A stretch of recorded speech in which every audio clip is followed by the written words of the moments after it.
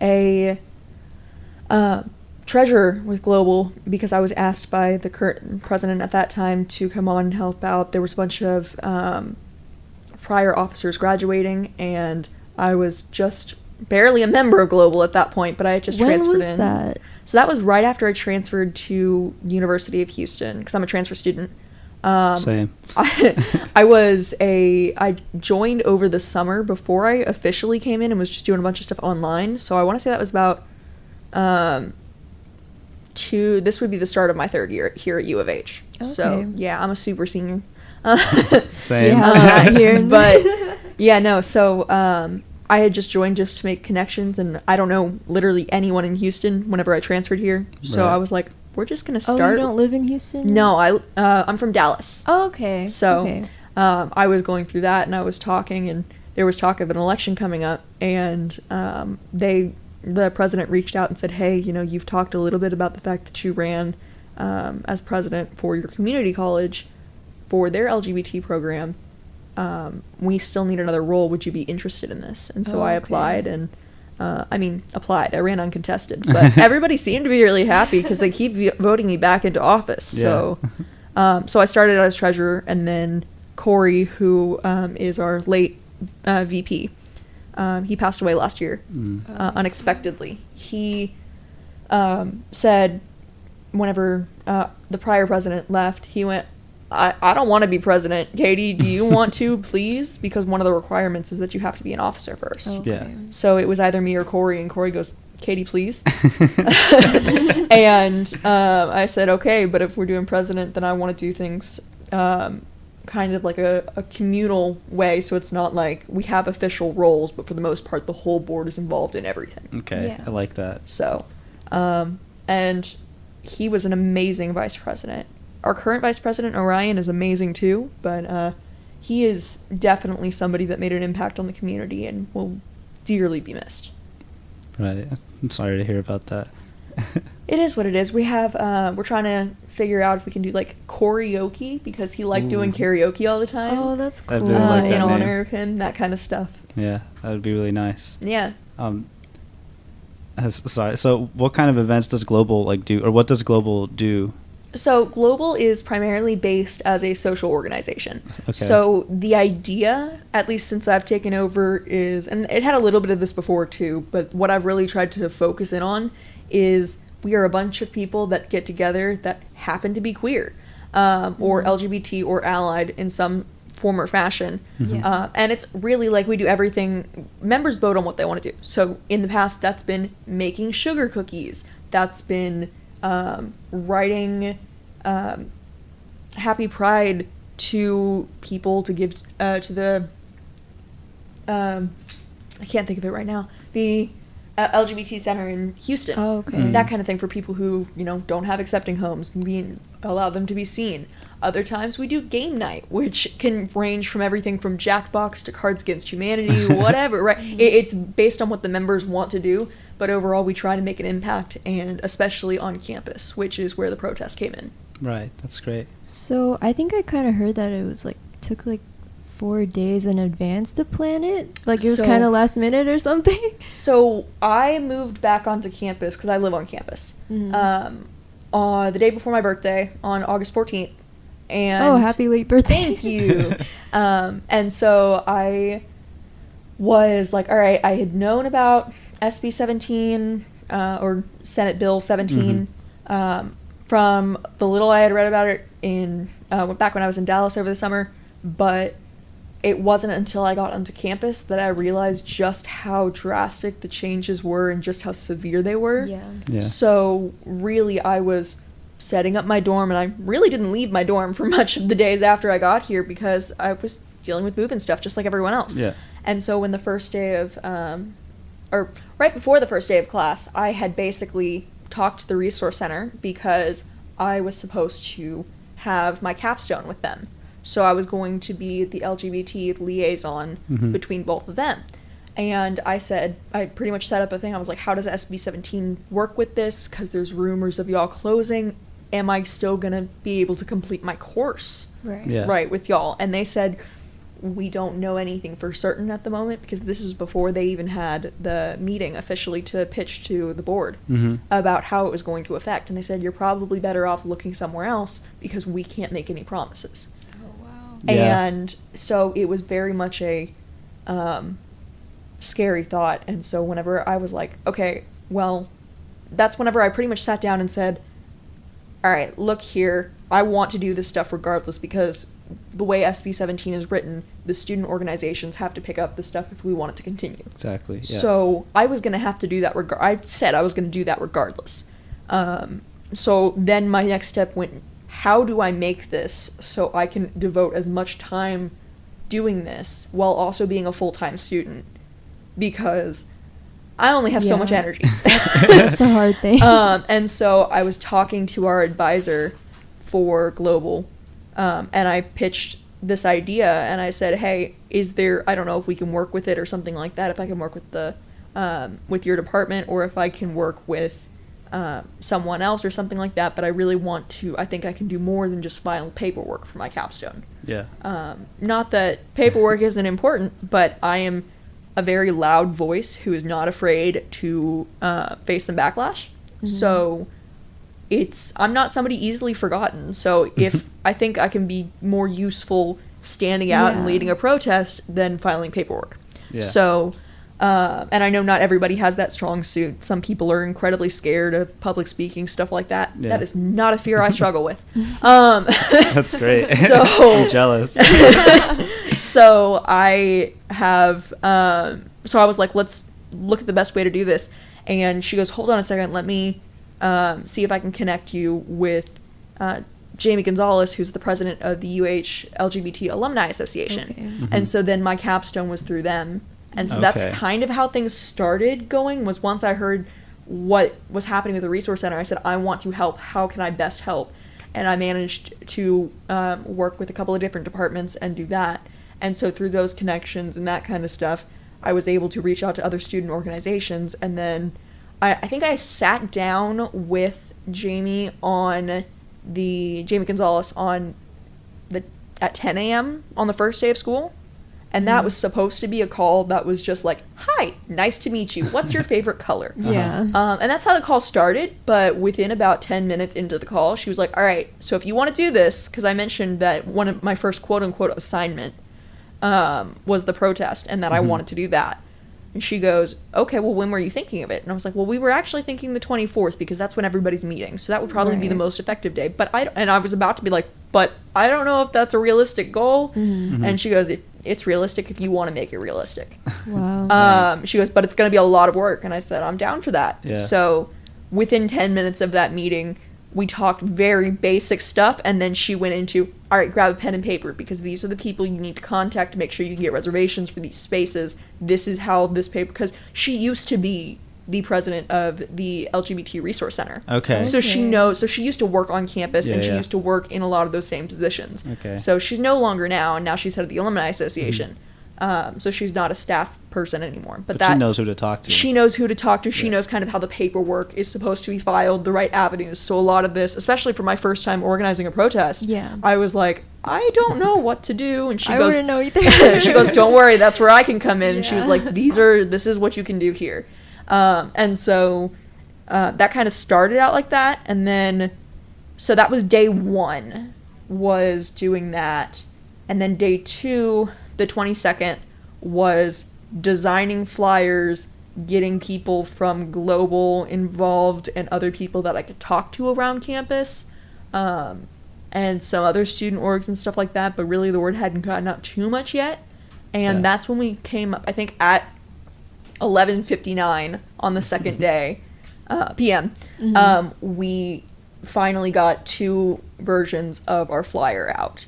And so at 8 a.m., I walked up to housing and slapped a whole bunch of papers on their desk, I think over 100 flyers. Wow. And I said, hey, can we get these posted in the dorms? Yeah. And they went, okay. So I stayed up all night printing and going and getting several ink cartridges from my own personal printer to print that kind of stuff out. But it was just go. I mean, quite literally probably 3 hours of sleep a night. But Jeez, yeah. I thought it was worth like it. fast. Like Yeah. when I found out about it, like online.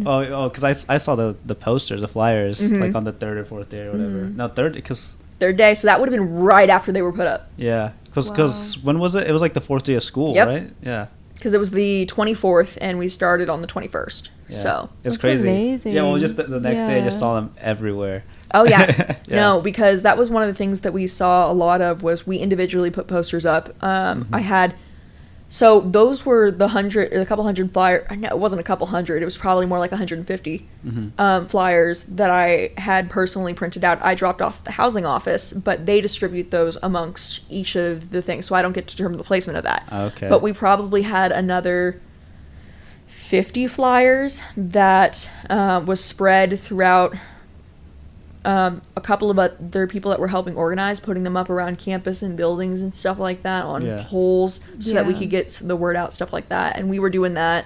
I had people running and doing gophering, putting up those flyers for me while I was sitting here printing all of this stuff. And of course, I'm going to class during the same time. Yeah. So literally, it is like, okay, I have my PC, I'm going to press print, and then run back, and then my roommate would be like, Kaitie, your printer ran out of ink. And I was like, can you go to the store and get this specific? I will pay you. I mean, so it Yeah. was just insane. So I'm in the middle of lecture, and it's like, we're going to learn about geology. And then all of a sudden, I'm like, I need more ink.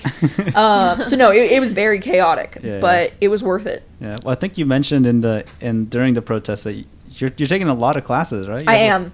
So I'm not just taking the one. I'm taking 7 through University of Houston. Yeah. And then I'm Wow. taking 2 more through my community college, just so that I can get some of the more at the basic same ones. time? Yep. Yeah. Oh, Well, wow. geology and environmental science has been my downfall. So I'm trying to get those those are the last core ones I need. Yeah. So I'm trying to get those out of the way so that way if I don't end up being able to pass them, I can take them again next semester. Because the goal is to graduate by the end of next semester. Okay. Yeah. So I'm trying to get everything. I don't know what I'm going to fill my time with next semester because I think I only have 2 credits next semester, but we'll see. Yeah. No, I don't think I could handle that. It's so much It was school. it was definitely something I had to sit down with my parents and go, okay, do I think I can handle this? Mhm. And a lot of them are like, I think I have 3 in-person classes and the rest are asynchronous. Oh right. Yeah. So it's like, okay, I can manage that. And one of those in-person is a lab. Okay. Yeah. So it was a little bit easier for me to manage. Mhm. So, but it's still a lot of work. It's a lot. Yeah. But yeah. The protest was really good, by the way. I liked it. Yeah, I was so excited. We had an unexpected guest. Normally you have to go through a whole bunch of paperwork process to get a state rep or a legislator to come out to a protest.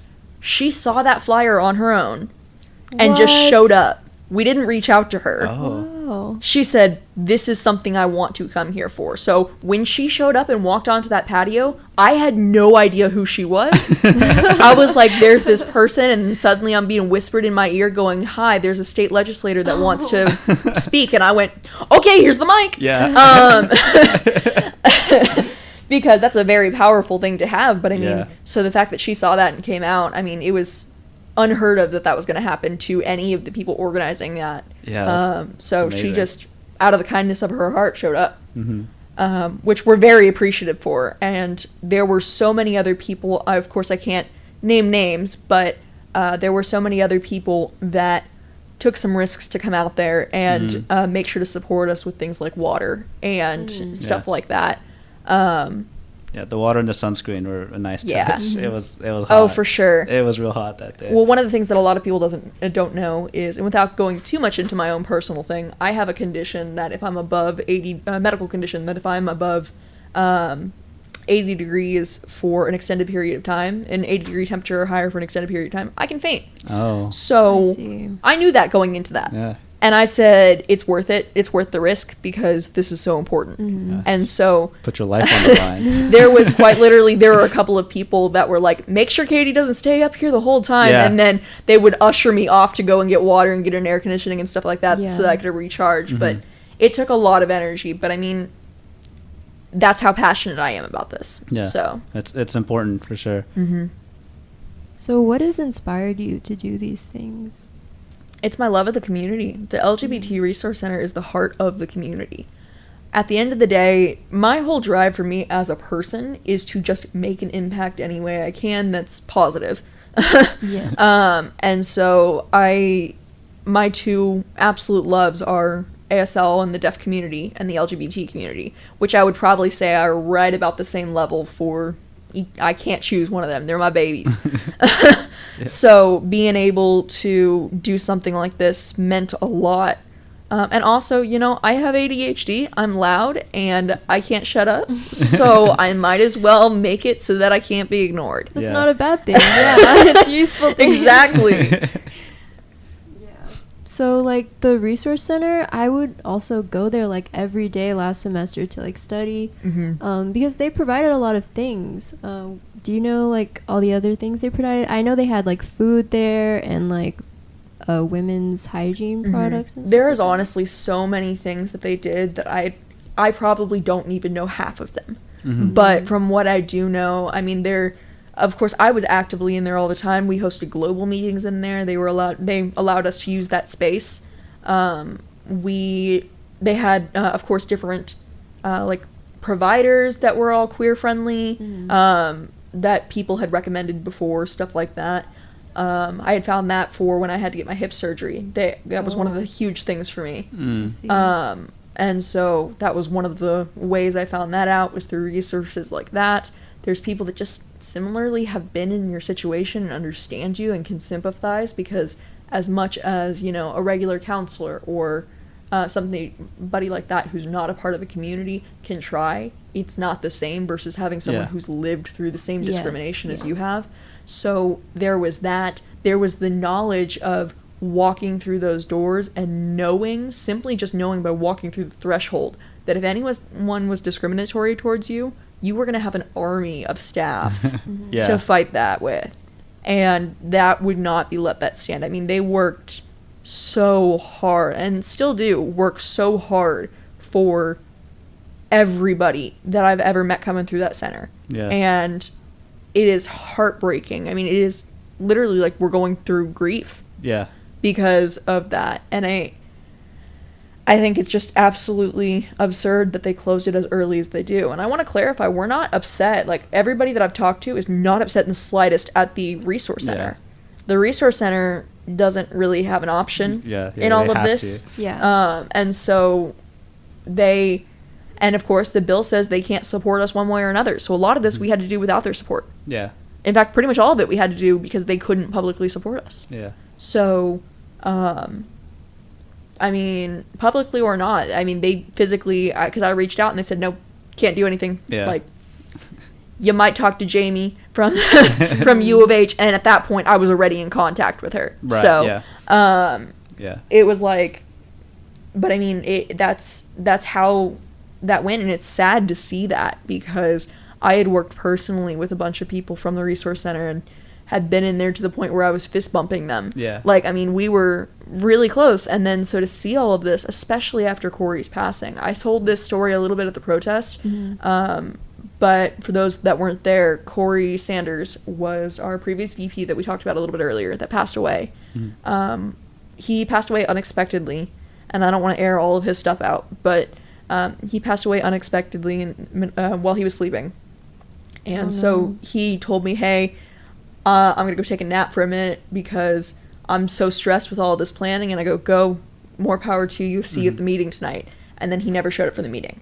So I found out maybe 2 or 3 hours after he passed away that he had actually passed away. And I thought it was a joke. But once I actually found out that he passed away, I, you know, whether it's healthy or not, I threw myself into planning a service for him. A memorial for him. And one of the first people I reached out to was the resource center and said, hey, this was his favorite place. He lived here. So, I mean, he was there when they opened and when they closed every single day. And so I said, this was one of his favorite places to be. Can we host it here? Like, is that even an option? And this is, of course, mind you, when I'm sending this email asking about this is late at night. So probably, I think it was like 8 or 9 p.m. Within an hour, they emailed. And said, not only will we let you host this, you shouldn't have to handle this. Let us help you. And between them and CAPS, we were able to get that service planned and have the doors overflowing with people. I don't even know how many people there were in that room, but it was overflowing to the point where people were in the hall. Wow. And that was 3 days after he passed away. That's so nice. And for reference, I could have done a lot of the stuff that they did there, but it would have taken me a minimum of 3 weeks. Yeah. Just as a student organization to get anything like that done. Yeah. So the Resource Center and CAPS really partnered together on that and went, we're going to get this done. And it was incredible and it was breathtaking and he would have loved it. Yeah. So that's one of the personal anecdotes that I told at the protest, but there were so many other stories just like that of how they've helped people. You were asking, sorry, I know we got a little bit off tangent. You were asking about the resources they provide. They have custom pronoun pins that they've made. I think I saw some of those there, yeah. They make custom pride flags. So if you're more of a subcategory or something like that, they can press it right there. They had a queer library. So they had that bookshelf in the back that was all just books that were queer media, written by queer artists, that kind of thing. So you could actually, like, sit there and read them if you wanted. You couldn't, like, take it out of the center, but you could sit there and do that. They had computers for homework and stuff like that, too, if you just needed a safe space. I think they had a guitar in there. Yeah, I did see a guitar. I mean, it was literally just a safe space for people. And through that, it was so helpful. I mean, they even had a cabinet in there that they had for student organizations that, you know, if you talked to them, there was only a certain amount of space, but Global had their cabinet for storing their supplies in there. And I was like with Texas Rising, and they would like have their stuff there as well, and we would have meetings there too. And at the time, I don't know, I haven't gotten an update or not, but at the time, whenever I first was like, how is this going to affect that? Like, am I even going to be able to store my pride flag in the same cabinet? They said they didn't know. Yeah. So currently, all of that is in my closet because we don't have anywhere else to put it until we can actually get a Carol space. Literally in the closet. Right? So we're hiding in the closet again, But it's absolutely crushing. And I said, well, will you be able to partner with anything? And he goes, or they go at the center, not to name any names, but they pretty much had said, well, I mean, we can maybe do stuff. I know we can for sure do stuff with you on Pride Month.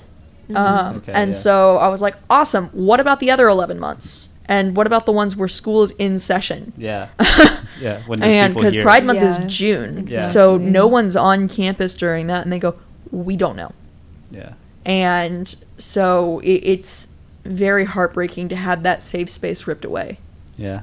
I never got to go in there. But well, that day I heard like a lot of people tell stories. Yeah. It seemed to be really important to everybody. Oh, absolutely. Yeah. And I think there were some people at the protest talking about how they first got the resource center. Exactly, yeah. And stuff like that. And it's just, I didn't even know some of those stories. And hearing it was just heartbreaking. Yeah. And I don't know if we caught it at the end, but there was an anonymous donation that, to Global specifically said, we want all of this money to go towards pizza so that you can feed everybody who came out and supported the protest. Oh, you told me about that. I think, I got it at the tail end, and I was like, oh, I have pizza. So we didn't know about that. Literally, it was one of those things that I got texted, and whenever I looked halfway through, whenever I was going in for an air conditioning break, I was like, oh, look at this. We have an anonymous donation, for... to make sure everybody is fed here. And I was like, I didn't expect that at all. And that, I mean, even then, that's one of Global's biggest problems is funding. And so that's what we're trying to collaborate with other organizations, in addition to just share the load. But that's one of our biggest things is we need funding for it because we don't have much at all. And I, first of all, want to shout out everybody who has donated because even if it's just a penny, I have had the Venmo absolutely flooded with donations. The past couple of days, people are donating what they can.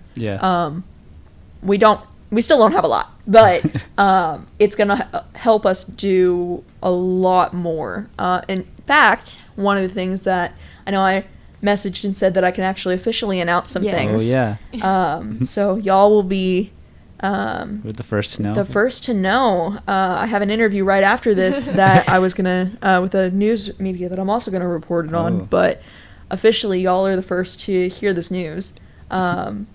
Global is partnering with a bunch of organizations, which I have not gotten confirmation if I can name yet or not the other organizations. Okay. So I'm not going to do that just out of safety. Yeah. But I do know YDSA is nice. working with us, and they have said, yes, please please, we want to work with you. And so that there's a lot of organizations.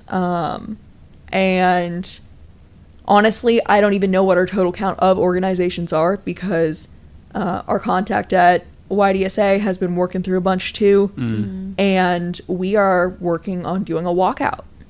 Oh, yeah. Yeah, so that's the big news. We don't have an official date yet, but we have a bunch of media that wants to come out and cover it. Oh, great. And we are asking that staff be able to support us, because, I mean, with SB 17, there's not a lot staff can do because they're limited. But one of the things that they can do is excuse absences when we do that day, because it pertains to their own individual classroom. So, and it's their own personal decision if they excuse an absence or not. So, we're asking that they do that when that date does become public. We don't have a date officially yet, but that is something that's in the works.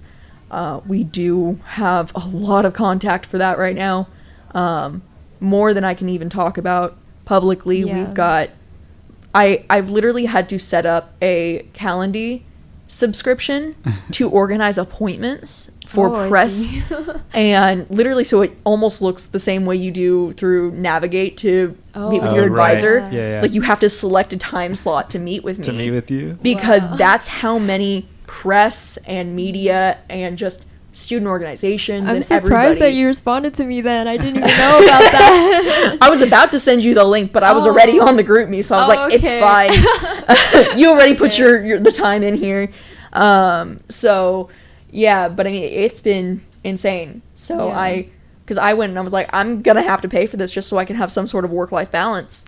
And so I've pretty much been like, after 6 p.m. I'm not responding anything until the next day, so that I can get schoolwork done and stuff like that too. But yeah, that's good. From what I've seen, it seems like you do a lot. Because you have also multiple organizations in your your email signature. Yeah. So and that's the ones I'm currently a part of. Right. So I also so the organizations you're referring to in those would be Global is my baby. That is my main one, or not main one, but they're all equal. But Global, I'm the president of, and so I do a lot of work with them. Let's see. I think the other one on there is APA, which is Alliance of Pagan and Witches. So I identify as pagan.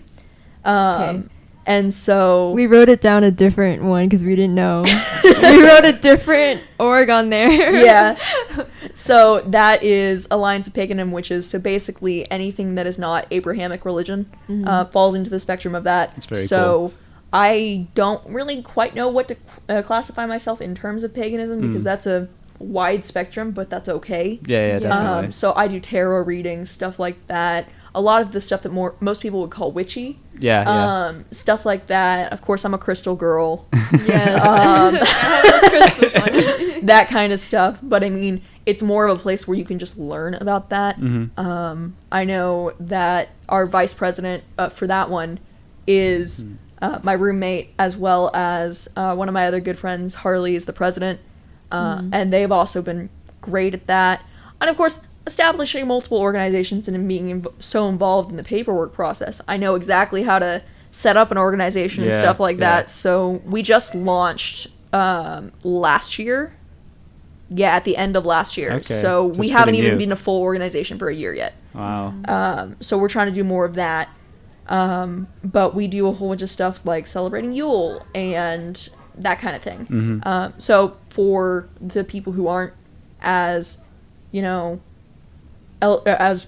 very good with religion being a part of LGBT identity and stuff like right, that. Yeah. Every single one of us is queer in some sort of fashion on the board. Yeah. So, like ourselves, and we are definitely very pro-LGBT friendly. Yeah. Because of that. So we're definitely a safe place. The ministry on campus is a safe place, stuff like that. Yeah. So it is definitely a safe place to go to for that. Let's see. Another one in my email signature. I'm just thinking of my email signature now. Globo in there? Globo Interpreting. So yeah. I am currently partnered with Globo, which is formerly known as Crabtree Interpreting. So I was talking about the deaf community being another huge inspiration for me. And so that's what that is basically I'm interning with them and working on my American Sign Language skills so that I can pass basically the equivalent to the bar of my field. Oh, okay. Really to become a cool. certified interpreter. Very cool, yeah. So that test is in February, so they are working hard with me to make sure that I am prepared for that. That's very cool. And then, of course, the liaison position. Yeah. So that is partnering with the UH LGBT Alumni Association, who I have my capstone with. So I've just been able to add that fairly recently. Stuff that's not there that has been disbanded, just so you have a history of what I've done in the past. Yeah. Dungeons and Dragons Adventuring Guild is actually the one I started that with who the current president is now. Okay. Yeah. The only reason I stepped down from that was I said, look, this is 4 hours a week. Yeah, I can't yeah, devote yeah. to a single thing with academics. And so I said, hey, I'll be here if you need me, but I got too much schoolwork to do 4 hours a week. To be honest, that's why I don't play D&D anymore either. No. It just takes so long. Right. Because there was stuff like HHG, which is an awesome organization, but they do one-shots. So it's only like one specific thing versus DDAG, Dungeons and Dragons Adventuring Guild, takes place over the entire semester for a campaign. So there's multiple rooms, and so it's like, we'll let in as many people as we can, but at the end of the time, it's the same people for that, so it creates a bunch of relationships that way and stuff like that. That's cool. That's like Wizards of the Coast does that, right? Yeah, that kind of thing. Yeah. So it's similar. Wizards of the Coast was the company that made D&D. So there was that, and then I was working with Kyle Mutz at the Disability Center, Justin Dart Disability Center, to see if we could get a organization called Disability Dragons Connect off the ground. That didn't end up working through. We didn't have enough people, and there was a falling out with the board, so unfortunately. But that was going to be a organization that was solely based on visibility for disability students, whether that be, I have a service dog myself, and like there was a one of my friends who was also going to be on the board was deaf, is deaf, so there was that. There's people that, I mean, Kyle himself is in a wheelchair. I mean, so it was a bunch of representation for that. Yeah. So really cool. some avenues haven't been quite as successful as others, but I'm happy to still have, DDHE running, even if it isn't under my name, because that's an awesome service. Yeah. And Caden's an awesome president as well. So it's funny, when we went to re-registration, he goes, Kaitie, I don't know what to do. I haven't re-registered an organization before, help. And I was like, I'm doing global, come over, we can do the registration together, it's fine. Walk me through the process, but no, it's awesome. So there's a lot of love for the registered student organizations on campus of all kinds. Good, yeah. So that's good. Coug Radio gets funding from the school. So it's kind of, because I've never been involved with a registered org. That's an RSO, right? Coug Radio is some special thing. Yeah. Yep. Completely run by the students. That's great. Is what the RSO is. That's our thing. Is funding across the board has been tricky. Just to get in contact with people and stuff like that, and there's only so much U of H can do, that kind of thing. Well, do you guys have a fee to join? We don't, actually. That's one of the things that we have. That's one of the things that I said was that unless we really get down to that point, that's the last thing I want is do fees. Yeah. We do have it in our constitution that we can charge fees for membership, but at the end of the day, I am a firm believer in, at least for global, I'm a firm believer in you shouldn't have to pay a fee to have a community of like-minded people. Yeah. So I have specifically said for people who, can't afford that, no matter how small it is, I don't want it to be a fee. I want the fee to be optional. Exactly, yeah. We're working on t-shirts and stuff like that, though, too, that we can also do for stuff like that. So there's a bunch of stuff in the works. So like, who's designing like the shirts and like all the flyers and everything? Everybody from the board, members, really? stuff like that. All students on campus. That's cool. We have both Claire and Mia, and Grace has helped too, because it's been a whole mismatch of roles. But mainly Claire and Mia have been doing the PRs. They're the people that run our social media accounts. They're the people that are in the art classes. So they design the t-shirts that we'll be doing. Claire was one of the first people I reached out to. I was like, Claire, I need somebody that can do a flyer for this protest. Will you help out? And she was like, yes. And so it's been awesome doing that. There's been other members and stuff like that that have reached out and been like, can I write something for it? And I've been like, sure, I'm more than happy to, whatever, like submit it and we'll talk about it. And because the community is great. Yeah. But no, everything that we do through Global is mostly student run. There may be some things that are kind of like input from staff as suggested, but 99.9% of everything is done by the board. Yeah. So when you see those protests going up, the walkout going out, stuff like that, that is all stuff that is solely the org doing, and we have reached out to individual RSOs to do that kind of stuff. Right. Yeah, that's great. It's always kind of sad to me when I see like there's a fee or something for an org. Right. Yeah. Same. But I mean, sometimes that's the way it has to go. Yeah. Of course. And I no shade to previous presidents or anything like that for charging fees. It's just that is my personal thing, and I would rather personally eat the cost than charge members a fee, just because of that reason. Yeah. But not everybody can afford to do that. Yeah. So very honorable. Forgot what I was gonna say. You're looking at me now. Yeah. So I guess like alternate resources for the LGBTQ center. Like I heard that Rice is like offering their resources as well. So Rice, I only found out through Rice because they were a bunch of media outlets were reaching out to me about my response. So I was like, I should get educated on this, and actually started looking at that kind of stuff. But because my center has been for the most part U of H, so whenever I saw the post, I was informed of it like an hour or two after like that media came in, right at the same time as I saw the post. Yeah. And I was like, all right, well, let's look into this a little bit more. And I signed up for using those resources, that kind of thing. It's an amazing thing what Rice is willing to do. I think there's a bit of controversy as to could Rice be doing more. I don't personally have a stake in that. Yeah. I am happy to have the resources that they are offering to us, and I'm very grateful for that. That being said, those are also all student run. They haven't, where here we had, that's why I was saying, like, could they be doing more? They're the only private institution that isn't, not the only, but one of the only private institutions that isn't affected at all by SB 17, in addition to the fact that they aren't affiliated with any religion. So it would be awesome if Rice could step up and maybe have full-time staff members at the resource center. Yeah. But that's not my call to make, and that's between Rice and them. I would love to be a part of that. I got too much on my plate to start down that avenue. For sure. But I'm just grateful for what they have. But especially, I mean, all of those are student run. Yeah. So okay. Yeah. So they're in a similar kind of situation to us then. Yeah. I guess. Right. But they have more legal sway in things because of the nature of them being a private campus. Right. Yeah. That's good.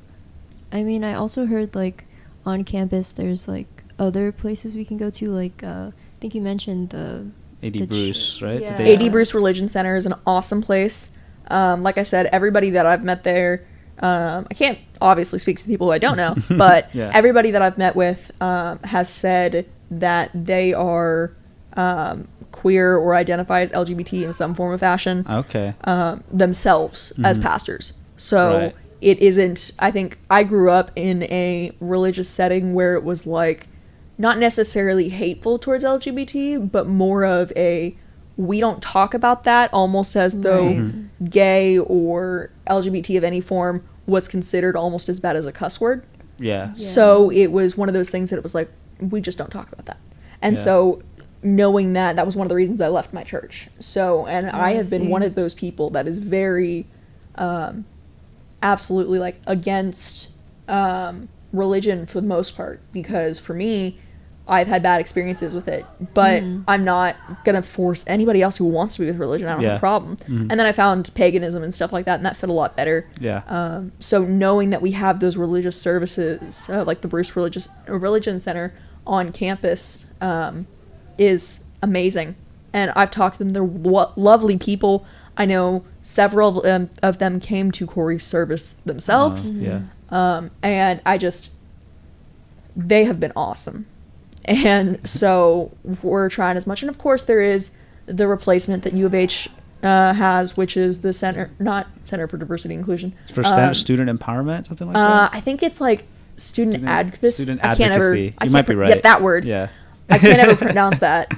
Yeah, it's Center for Student Advocacy and Community. I walked over there the other day. Yeah, and it's where their old resource center used to be. So I think a lot of our worries in regards to what that space was going to look like. So far, a lot of my personal worries, like it was going to be appointment only, that kind of stuff, has been kind of, okay, this isn't the worst thing that could have happened, but it's still pretty bad. So they still have that space, but it won't ever be the same. Yeah, for sure. And that's the tragic part of it. Yeah. I'm glad nobody lost their jobs. Oh, they didn't. I was going to ask, so that is one thing that we have known since I say we as if there's a whole bunch of people. That's one thing I have been informed ever since day one, is that there hasn't been a lot of statement from University of Houston on anything one way or another, why they're doing things the way they are, how they're doing things so early, or why they're doing things so early. Yeah. But, because the bill doesn't take effect until January 1st, and they closed it September 1st. Yeah. There's no reason for them to have to close it that early. But, so there hasn't been much statement from the university on that front, but they have said, no matter what, you're not losing your jobs to the people that are in there. It's just the rules might change. Yeah, well, I guess we have that at least. Right. So nobody lost their jobs, but at the same point in time, it's like they applied there for a reason. Yeah. U of H does seem to be really scared of this, for sure. Like, last semester I'm in the School of Music. And I would hear the professors talking, because they had a diversity and inclusion, what's it called, like a council or whatever, and they were talking about renaming it ahead of SB 17, because they were afraid that it would, if they didn't rename it, it would get shut down, right? So they'd name it something kind of that would go under the radar, Yeah, and there's a couple of, I will say, there's some stuff that I do know that I can't speak about. So I do know that is a sympathy going around.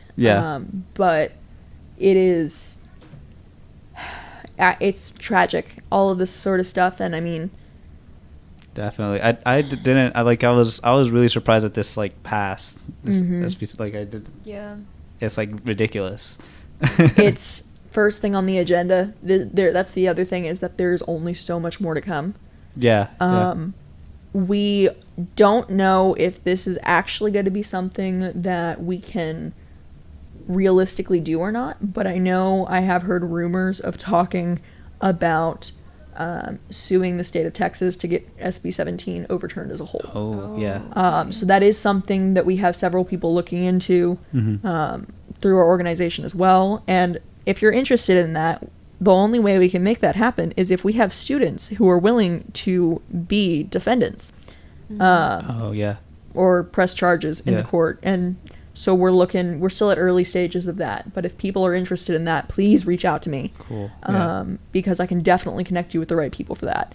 But that is, and any student organizations that are listening as well, please reach out if you want to collaborate. Global's answer is yes. We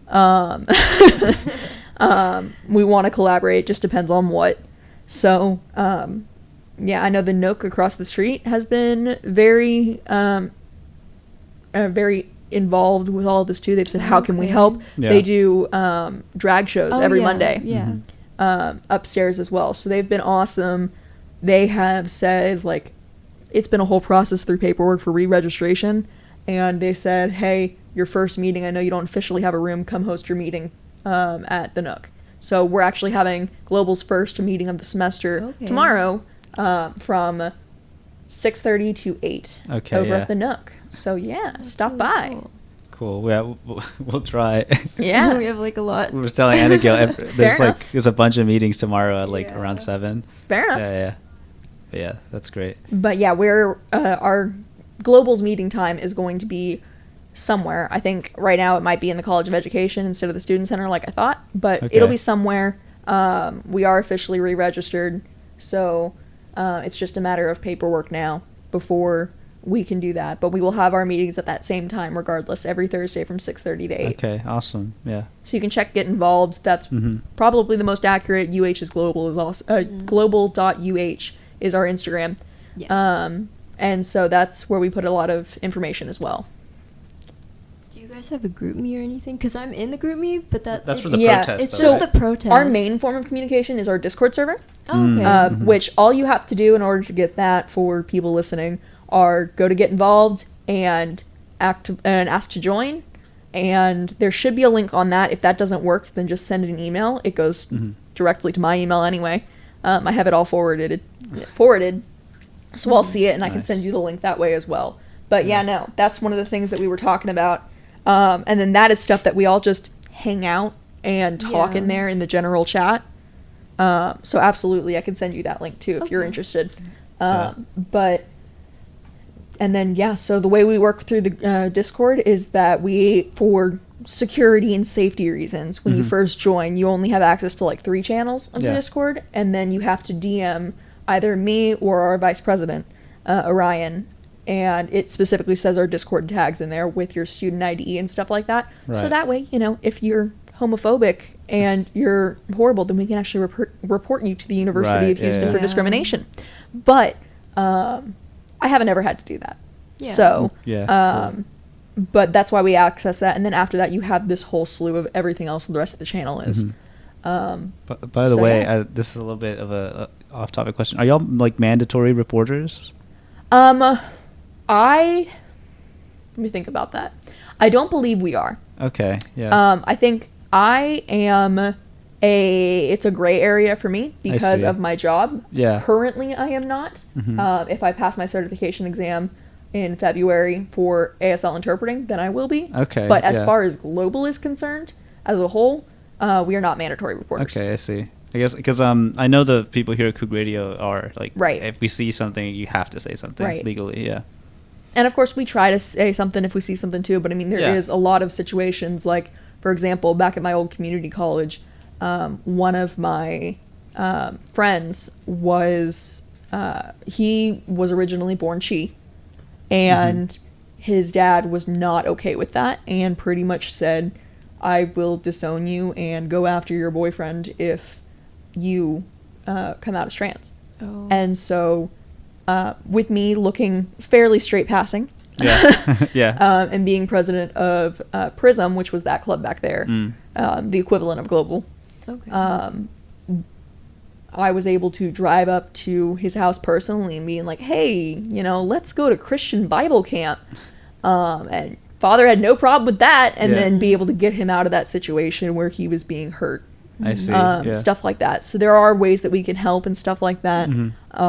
Able to get through that. We were able to do similarly to what that my community college didn't have the exact same program that UH does, but similarly to the emergency housing fund, stuff like that. We were able to get that situated with that individual situation back there and that kind of thing. So if there's a way we can help, absolutely. I don't assume anyone is out.